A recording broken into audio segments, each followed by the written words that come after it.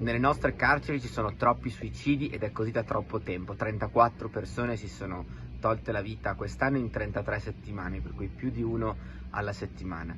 Il caso della persona di Marano che si è tolta la vita ieri è soltanto l'ultimo purtroppo di una lunga serie.